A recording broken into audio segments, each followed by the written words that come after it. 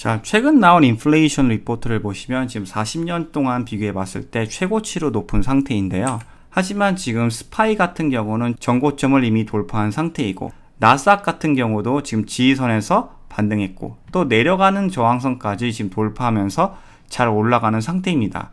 물론 오늘 약간 하락했지만요. 근데 전체적으로 고평가 성장주 아니면 수익이 없는 성장주의 움직임을 보시면요, 오늘 유난히 많이 하락한 걸 확인하실 수 있습니다. 그만큼 인플레이션 기간에는 재무제표가 좋고 발류에이션이 낮은 주식을 픽하는 게 중요한 거죠. 제 라방을 보셨으면 제가 굉장히 많이 언급해드렸지만 growth stocks, 즉 성장주의 퍼포먼스는 인플레이션이 높을 때 별로 좋지 않습니다. 그래서 인플레이션이 나아지기 전까지는요, 성장성도 있지만 발류에이션도 낮은 주식에 투자하는 게 조금 더 안전하다고 생각이 되고요.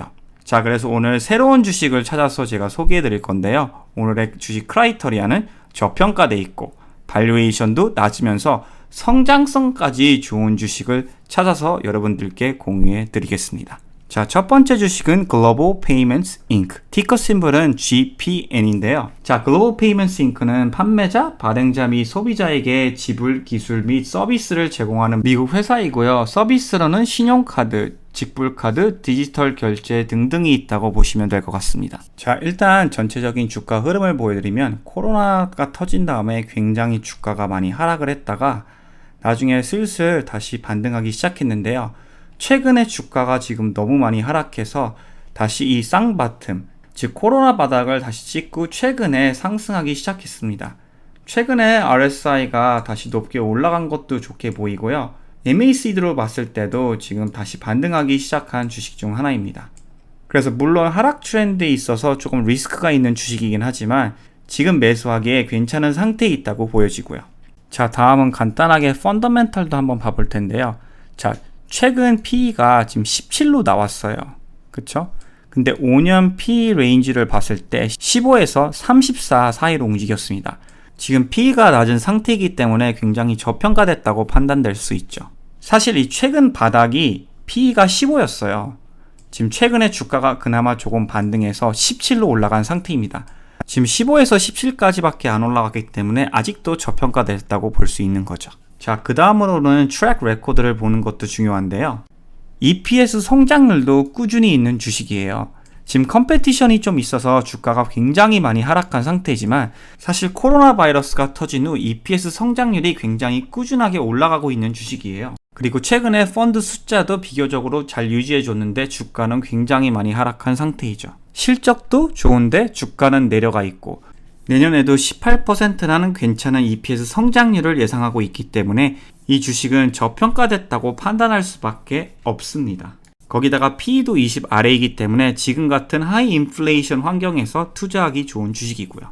자, 마지막으로 간단하게 발류에이션 분석을 해드리면요. 일단 forward PE를 보세요. forward PE가 전에는 20에서 26 사이에서 움직였는데 지금은 10이에요. 즉 주가가 여기서 2배가 돼도 PE가 26이 되잖아요. 그 PE는 전 PE랑 같은 상태입니다.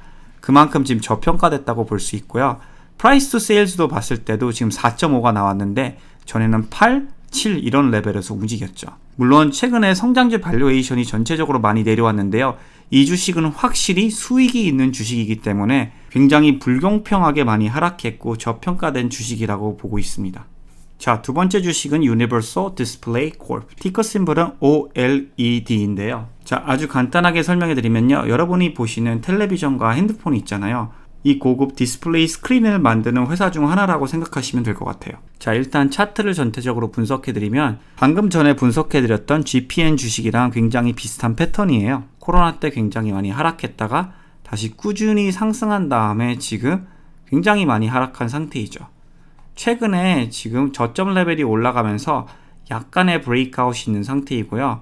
특히 이 지지선 레벨에서 지탱해주는 거래량이 저는 괜찮은 사인이라고 지금 보고 있습니다. 자, 지금 이제 마켓 스미트에서 다시 분석해드리면 PE가 40인데 5년 PE 레인지를 봤을 때 34에서 105에서 움직였어요. 지금 굉장히 많이 낮아진 걸 보실 수 있고요. 그리고 EPS 성장률도 매년 30% 이상인 주식입니다. 그래서 지금 발류에이션이 투자하기에 좋다고 생각이 되고요. 최근 성장률을 보세요. 좀 플럭슈에이션이 있기는 하지만 전체적으로 EPS도 계속 플러스이고 매출 성장률도 계속 플러스인 걸 확인할 수 있죠. 자, 그리고 이 주식은 2017년 고점 가격보다도 더 낮은 상태예요.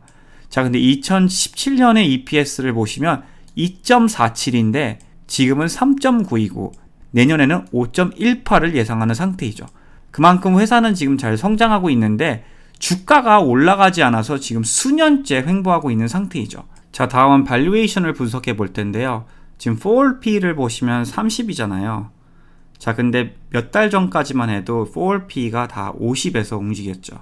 물론 내년에 예상하는 EPS 성장률이 하락하면 이 발류에이션이 정당하다고 볼 수 있지만 사실 내년에도 30% 이상인 EPS 성장률을 예상하고 있잖아요. 그러면 확실히 지금 저평가되어 있는 거죠. 자, 프라이스 세일즈도 전에는 26, 27, 23에서 움직였지만 지금은 13까지 내려온 상태이고요. 그래서 모든 매출익으로 봤을 때도 지금 성장률이 좋은데 저평가된 주식 중 하나입니다. 자, 마지막으로 봤을 때 지금 5년간 엔터프라이즈 발류 per sales로 봤을 때도 지금 코로나 바닥보다도 약간 더 내려온 상태예요. 거의 지금 최저점인 상태이죠. 참고로 OLED 스크린은 지금 제일 잘 팔리는 아이폰 13에도 사용되는 스크린이거든요. 그래서 이 서플라이 체인 문제만 잘 해결이 되고 프로덕션 자체가 앞으로 점점 더 늘어나게 되면요, 저는 장기적으로 충분히 더 성장 가능성이 있는 회사라고 보여집니다. 자, 다음 주식은 드롭박스, 티커 심볼은 DBX인데요. 자, 드롭박스도 여러가지 서비스를 제공하고 있지만 제일 중요한 서비스는 클라우드 데이터 스토리지 시스템을 제공하는 회사라고 보시면 될 것 같아요. 자, 드롭박스 같은 경우는요, 이 장기간 박스권에서 굉장히 오랫동안 움직였어요. 최근에 이 저항선 레벨 보이시죠? 여기서 하락하기 시작을 했고 또 장기간 지지선 레벨에서 최근에 약간 반등하기 시작했다고 볼 수 있죠. 발류에이션이 굉장히 낮은 주식인데도 불구하고 최근에 거의 30%가 하락한 주식이에요. 테크주가 최근에 다 많이 하락해서 조정받은 주식 중 하나라고 보시면 될 것 같습니다. 자, 이제 드롭박스 펀더멘털을 분석해드리면 PE가 지금 겨우 18인 상태인데요. 5년간 PE 레인지를 봤을 때 17에서 156 사이로 움직였어요. 그만큼 지금 어마어마하게 저평가되어 있는 상태이고요. 물론 올해 61%라는 좋은 EPS 성장률이 있었지만 지금 내년에 5%밖에 예상하지 않고 있어요. 그래서 이것 때문에 최근에 조금 발류에이션이 내려간 것 같지만 그래도 18PE는 지금 어마어마하게 테크 주식 치고는 저렴한 상태입니다. 그리고 최근에 실적 트랙 레코드를 보세요. 지금 EPS 성장률이 적어도 40%씩 꾸준히 있었고요. 매출 성장률도 최근에 약간 하락하긴 했지만 전체적으로 12%에서 20% 사이에서 꾸준히 움직인 걸 확인할 수 있습니다. 그리고 펀드 성장률도 지금 계속 올라가고 있고요. 지금 같은 환경에서 투자하기에 어울리는 주식 중 하나라고 보고 있고요. 지금 지지선에서 약간 반등한 상태이기 때문에 투자 타이밍으로서 지금 천천히 매수하기 시작해도 괜찮다고 생각이 되고요. 자, 마지막으로 지금 주식시장에서 제일 저평가된 인터내셔널 주식 3개만 소개해드리고 마무리하도록 하겠습니다. 첫 번째 주식은 ZIM이라는 주식인데요. 이 주식은 해운 배송 관련 주식인데 지금 배당도 18%로 나와 있고 P가 겨우 2인 상태입니다. 어마어마하게 저평가된 주식이고요.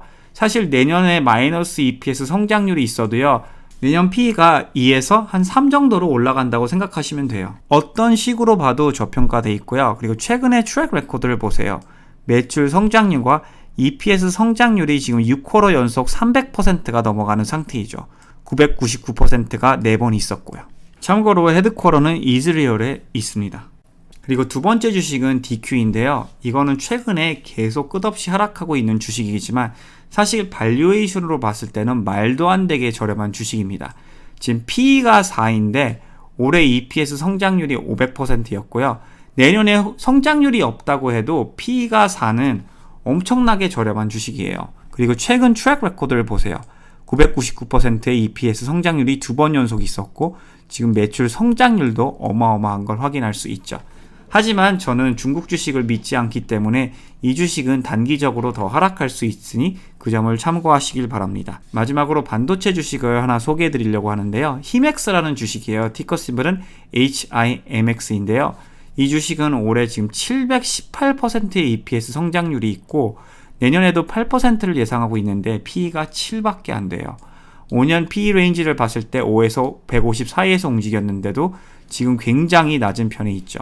거기다가 최근에 3쿼터 연속 990%의 EPS 성장률이 있었고요. 매출 성장률도 어마어마하게 뛰어난 걸 확인할 수 있습니다.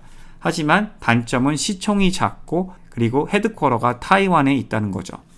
올해 특히 인터내셔널 주식들이 발류에이션이 어마어마하게 낮게 움직여도 더 하락하는 경우를 종종 봤으니 다들 안전하게 투자하시길 바랍니다. 하지만 히맥스는 테크니컬로 봤을 때 이상 바텀 레벨을 잘 지탱해줬고 최근에 이 저항선 브레이크가 좋게 있었기 때문에 충분히 단시간 업사이드가 더 있을 걸로 저는 보고 있습니다. 자, 오늘 소개해드린 주식은 전체적으로 하락 트렌드에 있는 주식이 많기 때문에 조금 더 단기적인 다운사이드가 있을 수 있습니다. 그 점을 참고하시고 하락할 때 천천히 잘 투자하시길 바랍니다. 오늘의 영상은 여기까지고요. 오늘도 시청해 주셔서 대단히 감사드립니다.